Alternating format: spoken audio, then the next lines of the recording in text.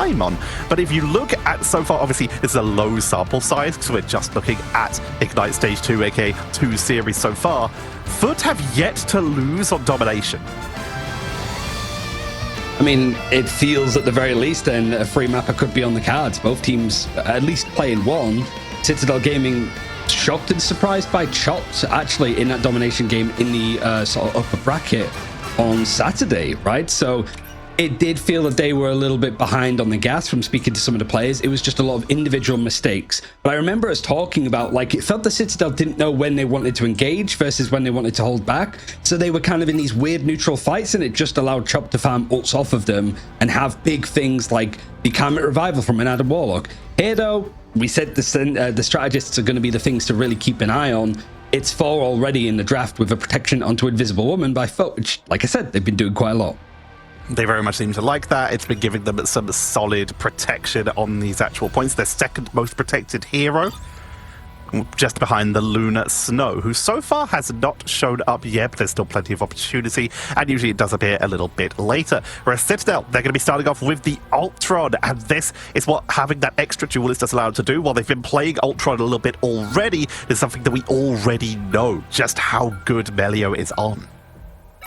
Because Citadel have not really been going for the Mantis themselves, it's almost a nice play for FUT to go for stuff like the Jeff. You know, that Tanuki could be an absolute nightmare. But I also wonder really how much they know that this was going to be the game that Melio was coming in for Pokey, and what the reason for that might be. I guess you always have to have it in the back of your mind that a player like that could be used in big games like this, so you have to be prepared. The Venom ban is interesting too. You've got players like Enzo that are terrific on this character, a lot of dive-centric stuff happening, but you also banned out the Jeff, so you didn't have to worry about that team up either.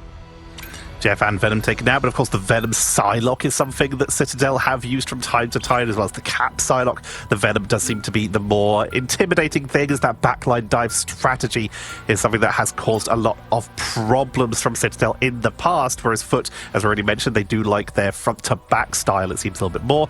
There's a Luna Protect coming in from the side of Citadel. FUT, again, it's their most protected hero. Do they continue down that path, guarantee themselves both of those backline main strategies? No, they're going to protect themselves on one-sided Jeff. Is that something that they played around with before? I don't think no so. Jeff protects at all, first time. And I don't know if they've had to show it that much, because like we said before, like there's been so much focus on like protecting Ultron, Luna, Invisible Woman, that yeah, I guess it's just going for something that allows that triple strategist. And more bans going in against them. It's just that Hulk at the end, it's a little bit more surprising. But when you sort of are focused on some of the duelist options taken out on one side, Hulk Namor as a team up is definitely something to deal with. And also, if Citadel are expected to go for more dive comps, which they typically do because you've got players like Polly on your roster, you're going to make it a living hell if they try to dive on you with those kind of characters. It's the biggest lean for FUT. They actually really don't like dive, it seems, on their own side. Like, they've not really played stuff like a Psylocke, but they played it twice, but have yet to win with it. They played a little bit of Thor, but that just seems to be a preference. But when we look at what they've played and won with, they have 2-1 games on most heroes, except for Groot, which they played 3 times and they're 2-1. Hulk, which they played 3 times, which they're 2-1. Invisible Woman, which they played 3 times and they're 2-1. And of course, that Namor, which they played 2-1. The only character so far who they've achieved in every single game is Luna, which once again has been allowed through. It's the latest domination map to be in play of Celestial Husk. We've not seen Citadel Gaming play it in Ignite. I think we have seen it in third-party tournaments and the like. But it's a big game on their hands. 2 teams that you sort of expected to be being shoo-ins for playoffs, fighting for their lives here on the first map of domination.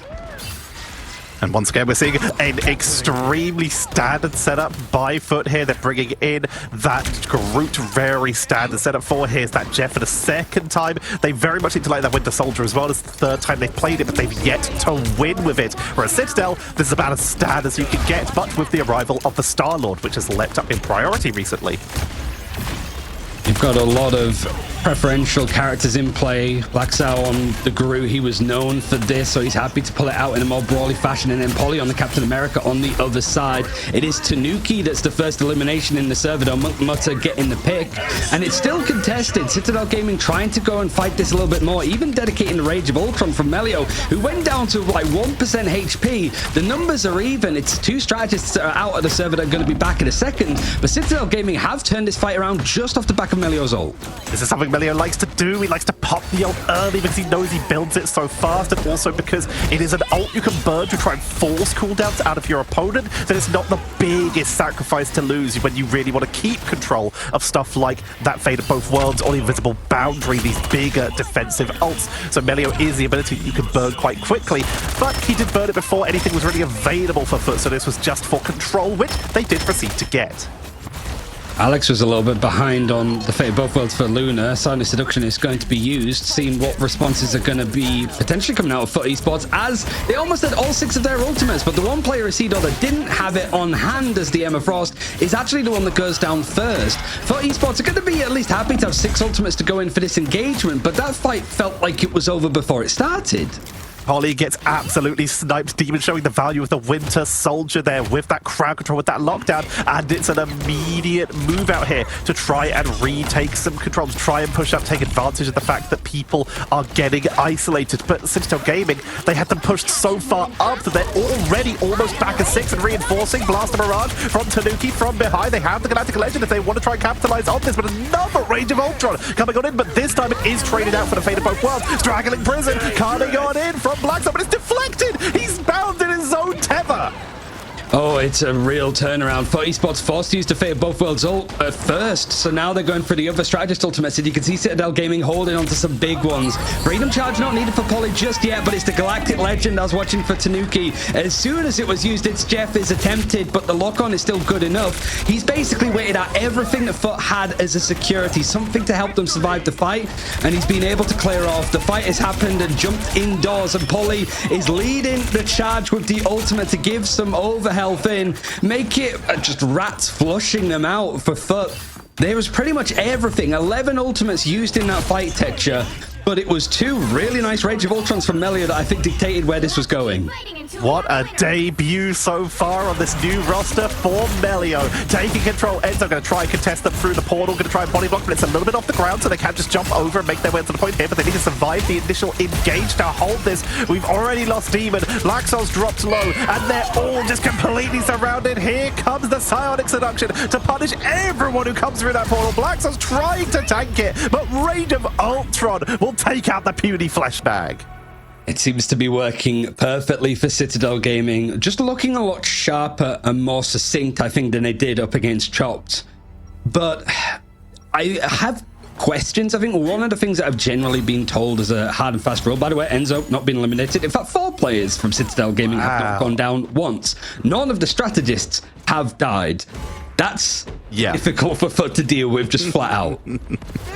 This is what we're talking about. This is why you will see Ken actually having a slightly higher healing per time KO'd in the stat that we looked at earlier, because they are constantly staying up and being able to play defensively, and this is obviously the synergy that Alex and Ken have built up together as well. But also something else that we can talk about here, while we are seeing an adaptation, Melio moving over to the Adam Warlock, when we have been seeing the Jeff, one of the characters we see often picked to try and deal with it is that Ultron, because you can see them from above, track them once they go for the ultimate, and the Encephalo Array being a hit scan that does pretty solid damage, you can actually burst through Jeff before they get away and get the environmental KO.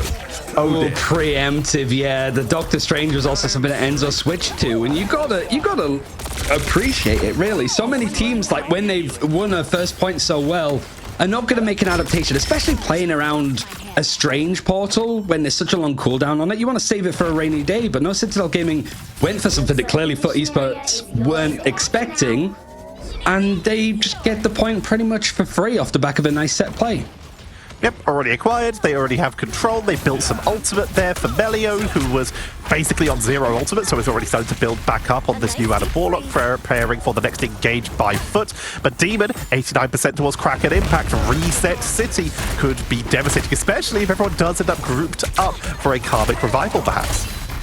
And Closer does have a fate of both worlds again. One of the things I was going to say before is typically you want to try and hold on to your ultimate as long as possible. So the fact that that last fight, Fate of Both Worlds was forced out from Closer instantly just really set Citadel Gaming up to go for the lethal play straight afterwards. So now it's what's going to be the ultimate that's used first. It's the Strangler Prison that's going to force out the Lunar ultimate on the other side, but still through all of that healing per second, Demon with the Kraken Impact combination is enough to break that breakpoint and make numbers favored for FUT Esports. No more resets. Everyone else is able to play nice and defensively, but Melio will fall just outside of that reset territory, so no more Kraken impacts for Demon, but it's enough to try and take control. Demon gets Alex as well. Polly falls, and FUT will get the flip at 55%.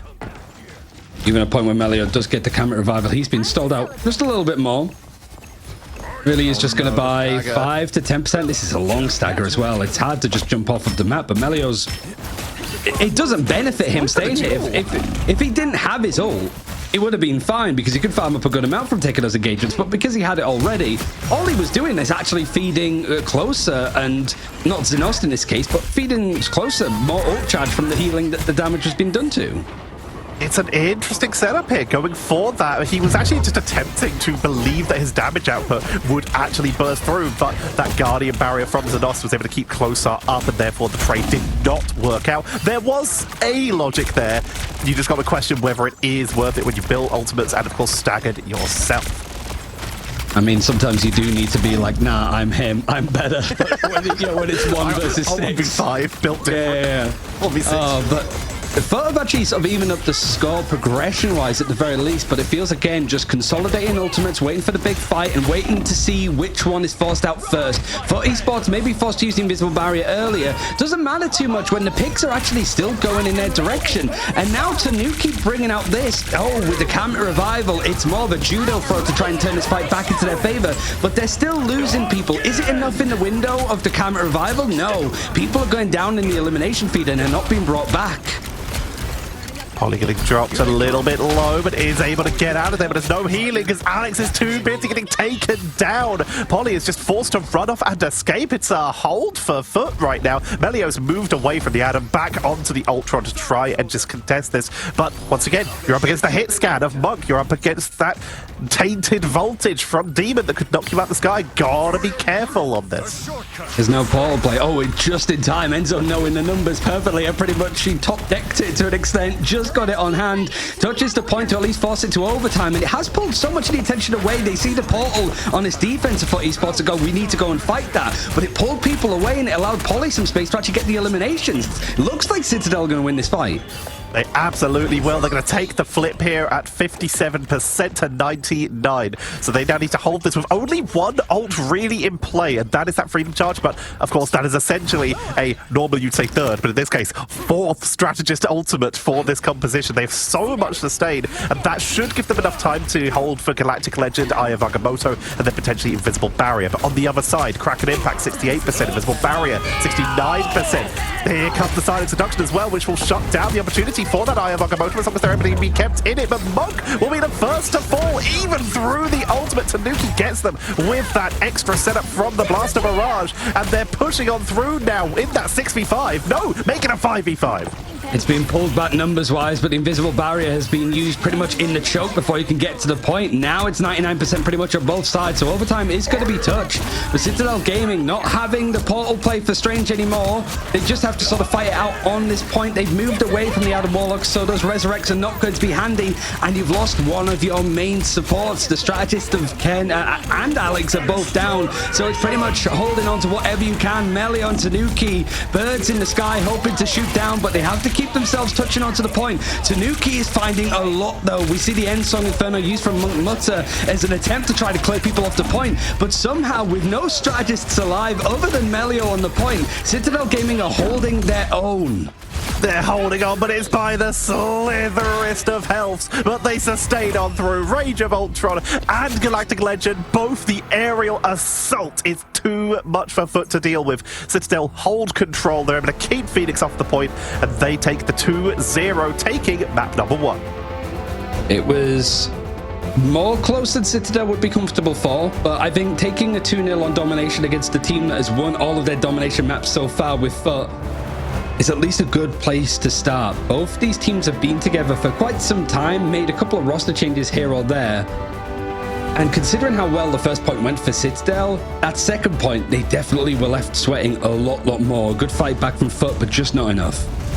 They tried to contest a little bit more differently, like they moved over to the Adam Warlock. They knew this point was a bit harder for Jeff to get more value on, so they figured Adam would be a sensible choice, but it was the move over to that Winter Soldier and Phoenix, very importantly, that suddenly they realized, oh, we have to go back to Ultron, because that Adam just could not hold any position. They got good damage output, but the second he was alone, he was massively staggered and was unable to really contest. But then you compared that to the amount of effort that was having to be put in from the Winter Soldier and the Phoenix on the ground, giving a lot more freedom over to Melio in the air, as well as with keeping Tanuki nice and healthy.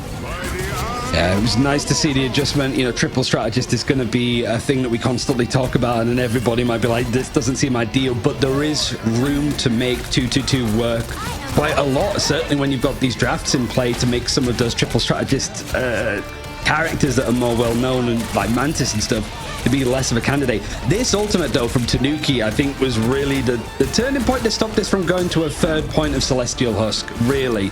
So whilst we did have a lot to highlight from Melio, some really good ultimates with the Rage of Ultron, it was the other duelist that I think did really put a dampener on FUT's spirits at the end of that map.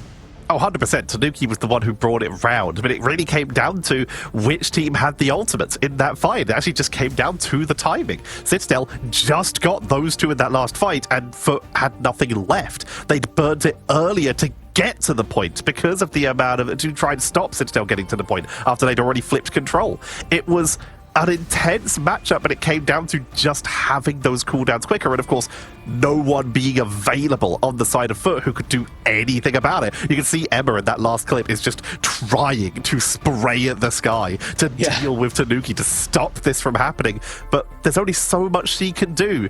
There's also only so much we can do, because the players have to go very quickly, get set up for the next game, so we will head to a quick break. When we come back, we'll continue doing what we can do by bringing you game number 2 of this Best of 3 series.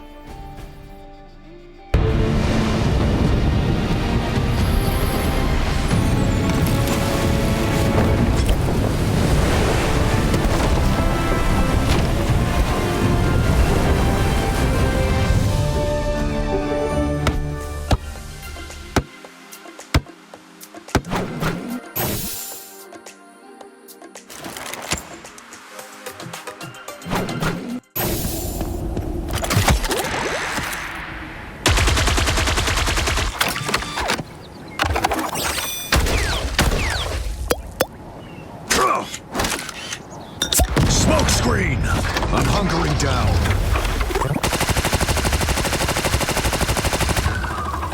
Judge, jury, executioner!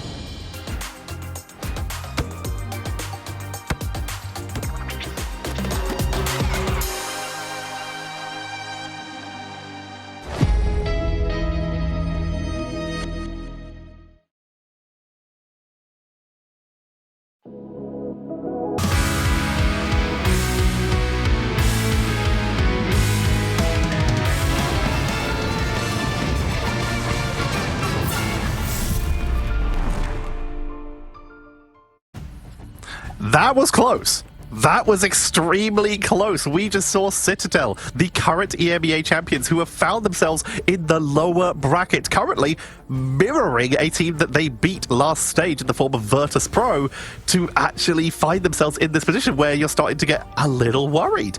But after a very close, intense match, they do find themselves 1-0 up versus FUT.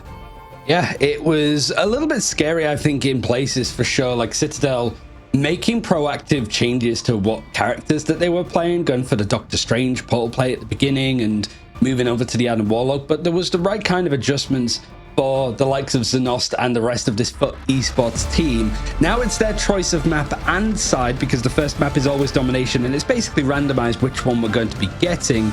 But now, judging off the music, it's not Midtown because we don't have the super operatic singing, but we go pretty close by to Central Park. We're heading into Central Park, a convergence-based map. This is where heroes like Doctor Strange immediately rise in priority because they are able to portal back in. But Doctor Strange, of course, becomes extremely valuable on every map where there is a card. In this case, teleporting back to the central courtyard to actually hold that first point is extremely viable for the defenders. But on other maps, for example, spawn hold becomes a thing. We don't have to worry about that here, even though the spawn does actually only have 2 doors and is actually very easy to contain. There's very little cover when you do. So if anyone gets past you, they can just make it to the point and you're in serious trouble.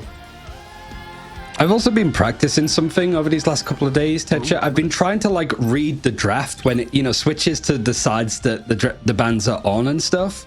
I've got better at that because usually I have to like watch back VODs if I'm looking at the draft at this and sort of like, okay, what order is it in and stuff. But so far, not too surprising and not too different, I think, from how the draft started on Celestial Husk here. The main thing is going to be that Protective Emma Frost for Citadel Gaming. The Emma Frost Protect is going to be a little bit more unique. If we have a look, so far they've only protected her twice up to now.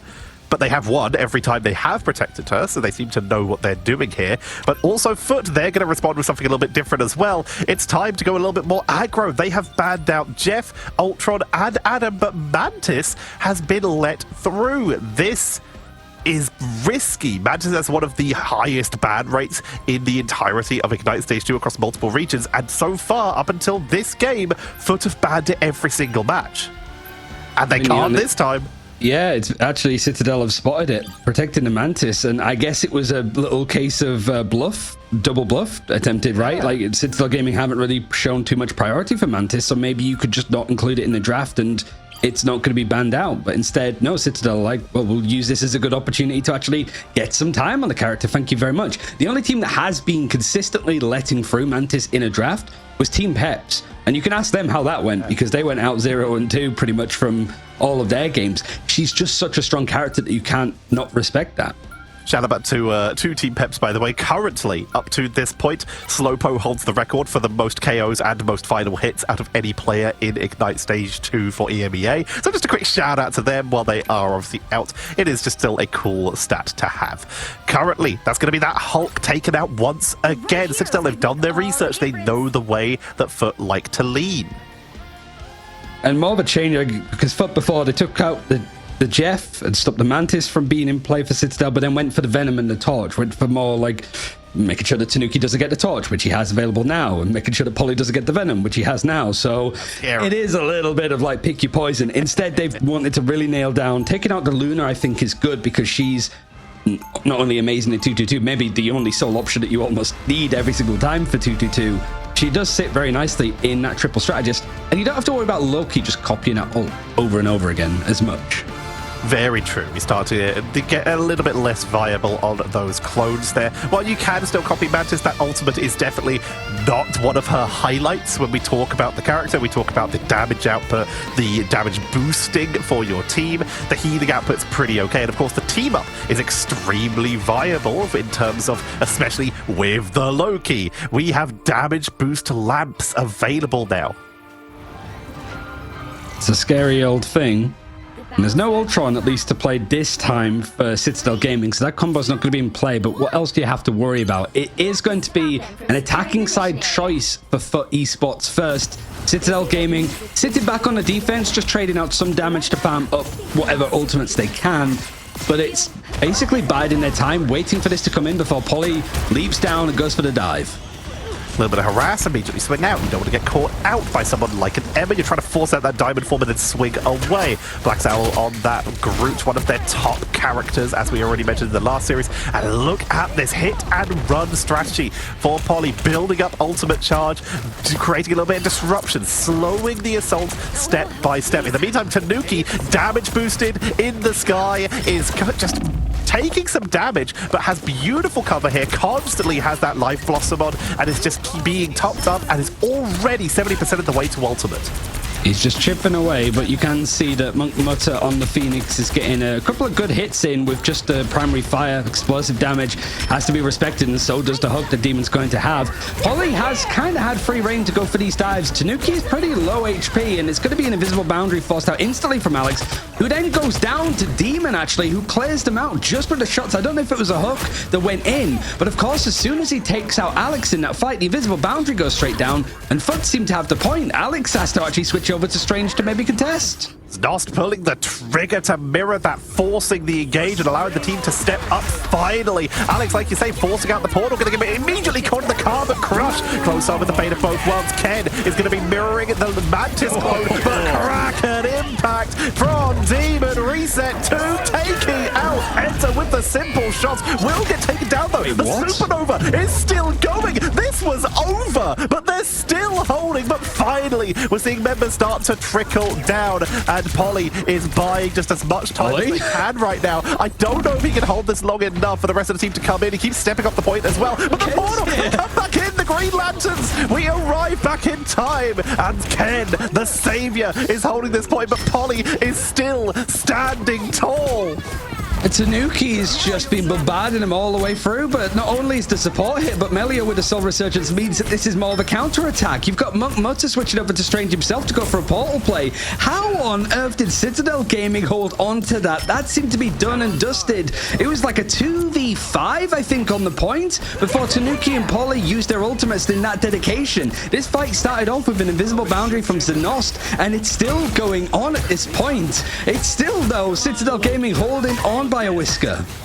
They're still holding. Polly with the delay, allowing Ken to get in there with the regeneration domain, has allowed them to hold onto this fire thread. Here comes that silence induction, but it's enough to take down Melio. Invisible boundary, not keeping the team up. Polly is just trying to keep them zoned at this point to buy time, but swings back in for their team, gets in the last couple seconds of that invisible boundary to keep the team up. God of Thunder, Black now on the fall. It's diving to the high ground, forcing out the regeneration domain. The Thor versus Loki eternal battle has engaged onto the low ground as they force them out of position. Ken forced down. Here comes the clone. Feast from the abyss to stand up, and Nost is pop, but Black's out, takes out Tanuki. It's trading, but it's a whole battle and brawl on the point. You've got Enzo on the Captain America using the Freedom Charge, and then Polly on the Venom. It's a bit like Freaky Friday. Everything's switching around to what characters they typically play, but it's working. You aren't going to knock it too much. Ken's gone down, so is Melio's. It's just the one strategist of Alex left alive to keep this contested. It's not really too much for Polly to work with, but he's able to get that E activated in time. That overhealth is going to keep him going, and you can see that eventually Tanuki and Enzo are going to go down, and eventually they take that first point. Blackcell survived being alone on that point for a bit, just pulling a Polly from earlier, was able to delay, escape, re-wrap around with the team, and then set up for the pickup onto Melio, setting them up for that first point push. But so much time was eaten there. 2 minutes and 17 seconds left, but they're sticking with the Thorn, going hyper-aggressive. FUT, who haven't shown much dive potential, show that once again, they do know how to play this Thorn, they do know how to play the Venom, and they're happy to do it if the game needs it.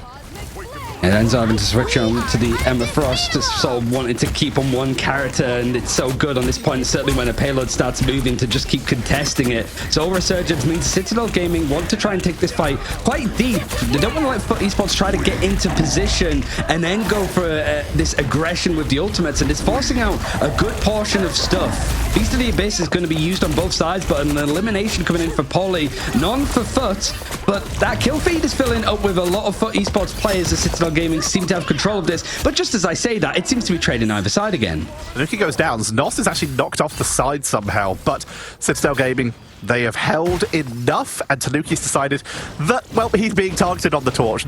He was able to do pretty well on the Flyer. Melio, sorry, was able to do pretty well on the Flyer last game against the Winter Soldier and the Phoenix. We'll have a quick pause here, but that Thorn is the straw that broke the camel's back here. Being able to dive up, and now with that lightning domain preventing flight in the area, Tanuki's decided that it's a little bit more viable in this case to go for a Phoenix of their own. This is someone who, of course, has a quick dash teleport to get out of danger if they're being dived into melee. They have a short stun to try and prevent stuff as well, and of course they can burst through bonus health, something which is the main survivability when it comes to Thorn.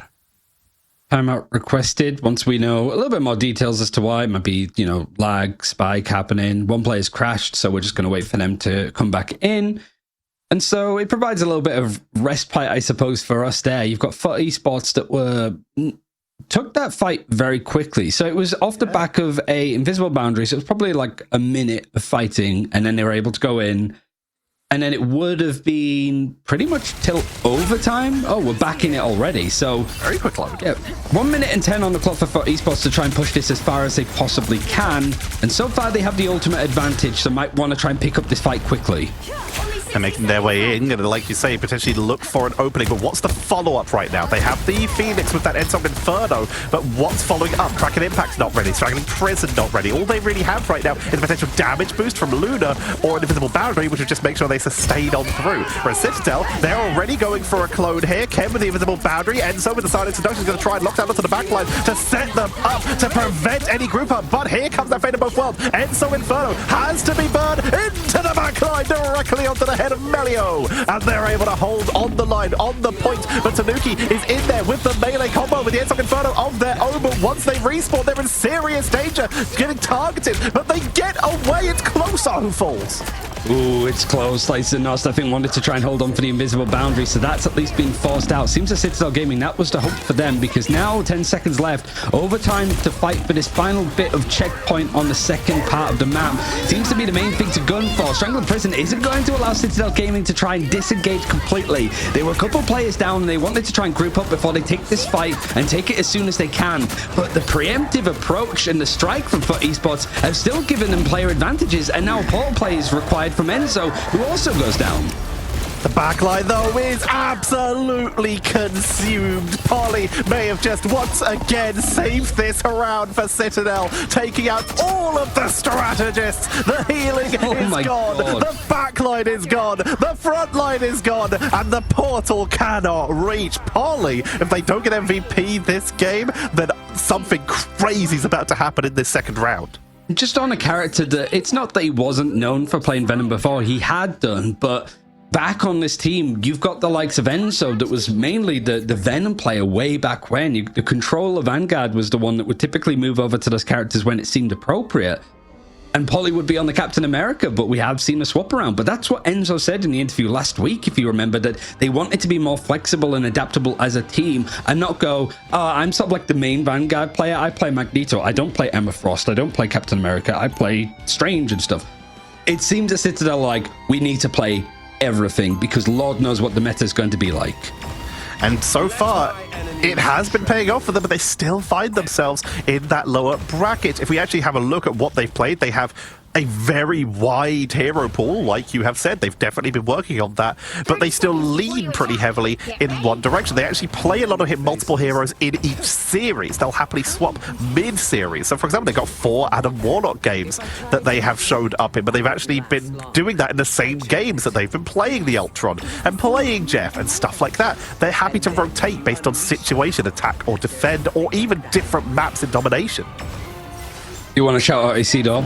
Currently MVP for his team, 22-2, and I think a bunch of that was on the Ember Frost, but a little bit of Captain America, if I remember correctly. A player that when I was talking about, like, who are the players in EMEA that have glowed up so much since stage 1, Isidor's name was mentioned. He just seems to be a player that's really found his footing on this new, like, FUT Esports roster. And it's hard tanks to follow up on what used to be on that all business team too, and he seems to be fitting like a glove for this whole squad.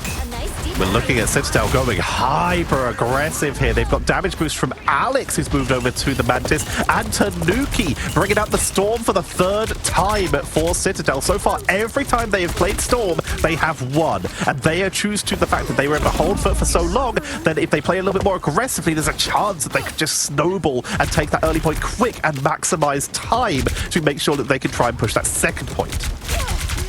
FUT Esports playing with the idea of triple strategist over on Celestial Husk, but since they lost that first point, it's pretty much been 2-2 all the way. They sort of know where their bread is buttered, and when you've got Demon being able to get these hooks, it's been one of the main things that's allowed these fights to start off well for FUT Esports. But is it good enough to end these fights, or certainly start contesting the objective? Because pretty much all of the players from FUT have been pushed off of it. Everybody's still up until now, and the invisible boundary was the thing that they were holding on to, but they were a player down already. The choke point's not ideal for them, especially with Polly on that Groot. Ends up with the Silex seduction. Here comes the culling turret, but it does so much damage. It's finally going to get picked off nice and quickly. Straggling Prison in the choke point. Fate of both worlds cannot hold, cannot sustain. Omega Hurricane is enough to blast everyone inside. The portal comes out because that's all that's left, but this is exactly what Citadel wanted. They wanted to snowball. They wanted to pick it up quick, and now instead of the 2 minutes and 20 that FUT had, they have 4 minutes 50. They have double the time that FUT had. And near enough double, and they also have got that final judgment from Melio's Punisher in the back pocket. So now that you actually have FUT Esports stuck in the old spawns, they're pretty much in no man's land. This is a horrible reset to run into. This could be it for FUT Esports, not only just on this map, but their time in Ignite full stop if they're not careful. This is exactly what Citadel wanted. They're staggering. The car is continuing to move, currently uncontested. No one's even touching it. This is exactly what they need to do. The Groot walls are proving to be so much of an issue. FUT are finally starting to regroup. They're starting to get back in here, but Groot is keeping them isolated. Here comes Silent Seduction. Final Judgment makes you crowd control immune, and the damage output forces Emma to back up mid. Ult takes out Black Sow, targeting onto Emma. Isidore falls, and Radagasta, the squirrel god, is creeping further and further, and talking further to try and buy some time, but no, they're not on the point because they're in the ultimate, and that is GG. Citadel take the 2-0. This was maybe one of those nervous qualifying elimination matches that we were looking at today for Citadel Gaming. Our EMEA champions for stage 1, at least still in the tournament, but it did require a good amount of work to take out a strong playoffs orientated team of FUT Esports. But certainly though, like the control map that we saw, and then this one, Citadel Gaming, looking like they're not going to make any more mistakes. They really did. I mean, locked in is the term we have used for it. We've thrown around a couple times, but this was absolutely Citadel on attack. They knew exactly what the win condition was, and it was speed. They slowed down FUT so much, but FUT had still got a lot of distance. How do you get over that? You can either attrition and risk not doing it in time, or you rush. You literally go as fast as you can. You interrupt, you prevent respawns, you catch people as they try to contest, you hold very far up to force FUT to fight on your terms, and it worked perfectly. Chef's kiss, beautifully executed final round Citadel. Seems that the stress of potential elimination wasn't really too much to worry about today. Really gives you a good question about how good that Chop team is, I suppose, when that series was as close as it was. But here, you know, you have to give FUT Esports their flowers. It was nice to see this team picked up by an AUG that I've adored from their time in previous games. It's a shame that that tenure is as short as it is, because it was a good squad that they picked up. I think it was just they shouldn't have lost to OG Seed, all things considered. They were the favourites there. But then you're also not expecting Citadel Gaming to lose and be knocked down to the elimination bracket that early either. So, unfortunately, I think the bracket just kind of gave you too hard of a time for FUT Esports. And you're just flat out unlucky in that case. Really does seem to be the case. They will have to wait until next year. If we get another season of Ignite, then they'll have to try and make their way back, because they did impress. They really did take Citadel to the limit multiple times there, but the double damage boost Punisher was just overwhelming. While FUT, we will say a commiserating goodbye. Citadel continue their journey to try and retake their title, and to do so, they have qualified for the playoffs. Yeah, not in the fashion that we expected them to, but they're there. Yeah, they're across the board. And with games like this, one of the things that Virtus Pro said when they got knocked to the losers bracket in stage 1, but also from speaking to some of the players from Citadel, they're like, we would rather lose now against a team like Chopped than when it really starts to matter. Like, they still have a lifeline going down to the elimination bracket, so it really does feel that they've sort of looked at what issues they ran into. Granted, we still saw some of them today. It's not completely fixed, but it does feel that this is a lot more streamlined for Citadel Gaming. And also, Melio, maybe you wanted to save using him to a little bit later in the tournament, maybe for playoffs, but they used him at the right time, and I don't think FUT could really keep a hold of him. It works. It works beautifully, and quite frankly, there's also the factor that this is a meme, but the fact is there is a little bit of evidence behind this. The lower bracket buff. Now Citadel get to play more games. Which means And for even more Citadel warm-up, too, yeah. even more practice, even more build-up towards the even more opportunity to work out this meta and to try both of all three of their duelists. So this is working out in their favor at least a little bit, but obviously it just means you are in more danger because one slip-up does eliminate you. It for sure does. And it's one of those ones too that I think the other teams that have already got their position in playoffs, or the ones that are fighting for playoffs today, are going to be looking at the fact of like, okay, Melio's in play. We could take a look from that, because I don't think any team would really know what to do or when that change would have come in. So now that they've seen it in action, they might be thinking, okay, we know what they might do or what they're looking to do in playoffs further along, even at Atlanta, if they wanted to leave it that late. Yeah. They've got more options now. They have more data. Data is obviously so important. It's part of our jobs here as casters to just make sure there's much data, but our spreadsheets are probably paltry in compared to some of these teams who actually have like hired professional analysts and coaches whose job it is to just look at everything everyone plays, come in and say, they do this, this, this, and this is why. It's got to be fascinating to see. Yeah, you've got Moxie that's literally tallying up all of the heroes sat there right now going like, okay, Emma, Ultron, nice. That's different. That's new. Hopefully we'll have an interview. I hope we get Melio for an interview if there's a chance there for Citadel, because I think there's a lot to talk about. We have had some amazing like in the break content with the interview from Vodable with Melio and why he moved over to the Citadel gaming roster and didn't stay with Na'Vi and stuff, despite Na'Vi being world champions from the mid-season finals. It's be nice to sort of hear why now and what is this sort of what they expected from today, because there were a couple of moments, certainly on Celestial Husk, that we were left a bit like they sort of fallen to their own volition here. They made a choice and they made that bed and slept in it. I can't say much. We have an interview with Melio. Never mind. I will shut down what I'm going to say and save it for later. So, everybody, you've been seeing him on your screens pretty consistently thanks to that Vodable interview, but please welcome Melio. Well, hello. A pretty solid debut on Citadel. How is the first official match with this roster? I mean, I think it's really fun playing with these guys. They have a really high level of energy when I play with them, way more than any other team I've been on before. The energy is kept high and the comms are like almost yelling all of the time. It's kind of fun. I think the biggest question is, why are you playing today? Because you were on the sidelines watching with everybody else when they played up against Chopped last week to get knocked down to the elimination bracket. Was that loss? Well, where did it go wrong in that loss? And is that anything to do with why you're playing today?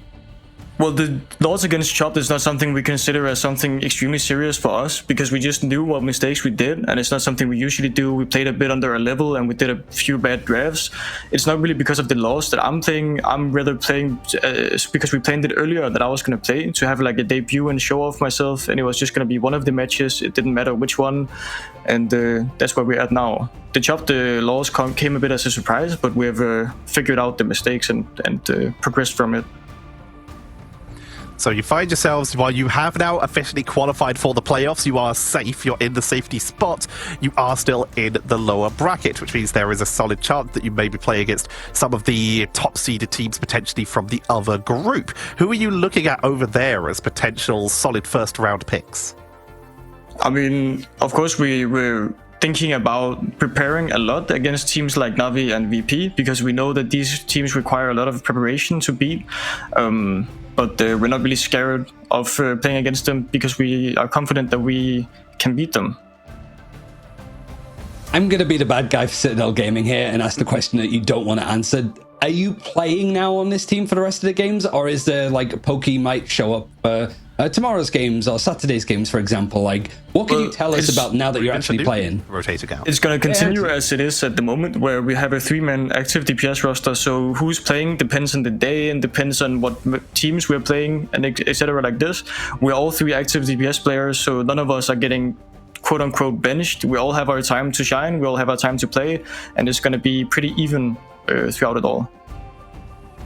So I do want to talk about the game that we just had as well. In the first map on Celestial Husk, you started round 2 on Adam, but swapped very quickly back to the Ultra. What was the catalyst for that? Where was that not working?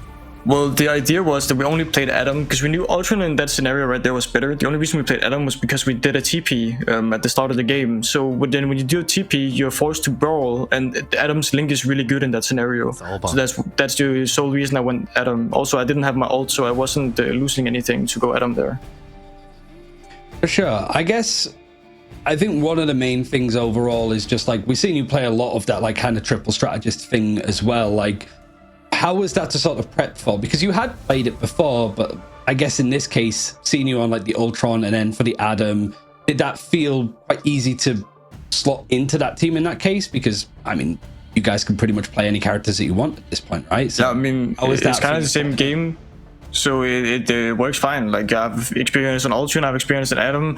The only new thing I played today was Mantis. It's something I don't have as much experience on, but it's something I'm willing to practice just as like anybody else in the pro scene. We will practice absolutely any hero to become good and be one of the best teams. So it's just a new hero to add to the list of the heroes. Speaking of heroes, this is one you've played a fair amount.